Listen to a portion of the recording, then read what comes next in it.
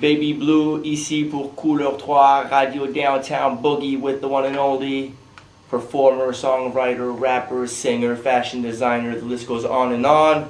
Will.i.am. What's up? What's going on? Chilling. Thank you for your time. First things first, the Black Eyed Peas are not breaking up. No, not at all. Okay. This is not your first solo album. Is that true? Well, this is my first actual solo record. This Okay. is not my.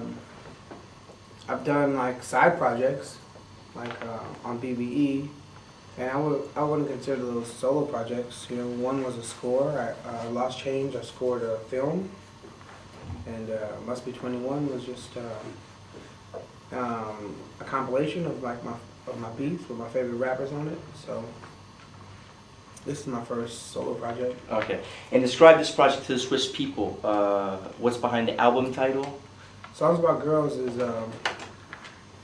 first of all, this record is real personal as far as like, you know, I'm talking about my relationship I was in for like 8 years, and most of the songs are about that relationship. And the title of the album isn't, it's the opposite. It's not personal. It's saying songs about girls, when in actuality it's one girl.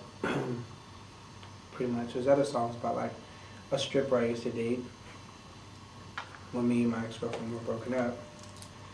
And then, you know, I got it from my mom and just, you know, applauding girls' bodies. And the Donkey song with me and Snoop, once again, is paying tribute to girls with nice asses. But, you know, the majority of the record is me talking about our relationship. So what was your mind state? Is there regret? Is it love? Is it just... Well, you know, this relationship was 4 years ago. You know? But I was with her from 20 to 28. From 1995 to 2003. So, you know, it's love, it's heartache, it's not regret because I learned from it, but I apologize for breaking her heart, you know, and she broke my heart, and I forgive her, you know. Did you push the envelope artistically with this project? Did you take any risks? Because there's a lot of singing on the album as well. I took risks as far as like, you know, doing a solo project by myself. Is that a risk? Well, in today's standards, Okay. you know. But not with your name, though.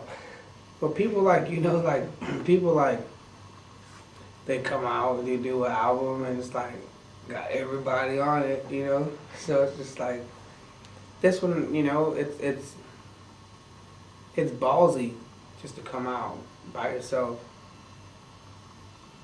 You know? In this climate, right, especially coming out of a group, like, you know, Black Eyed Peas, we do pretty good. And, you know. And what was the difference between your approach in the studio from, let's say, a Black Eyed Peas album? The approach is the same. It's just I'm in there making songs as a producer. But the difference is I don't have the luxury of telling somebody, okay, sing this. You know, I have to do everything. There's no featurings on the album? Just one, Snoop. Just, background vocals? Any names we should know about? Oh, yeah, CeeLo. Okay. He did background vocals on Heartbreaker, but it's not a feature. Okay. And Nicole from the Pussycat Dolls. But like I said, it's not like you know, as a producer, I couldn't say that, you know, maybe I didn't use them to their full capacity. So that's why I wouldn't even highlight it like that. And did this album come out? Did it all come out at once? Was this like a long process? Was it a 6 month, you know, in the studio session bookings? How did that work? Like a year. A year? Mm-hmm. Okay.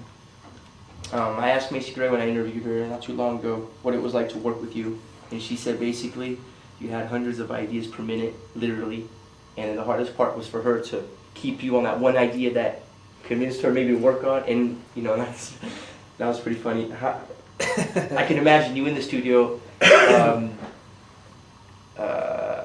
how do you, yeah, what's behind your formula to make it catchy enough, to make it, still have it considered to be real in the hip hop community, to make it, and good enough for the, yeah, catchy enough for the mass appeal.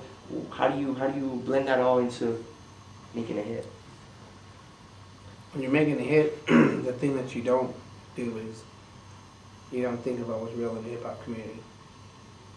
That's law number one. When you're and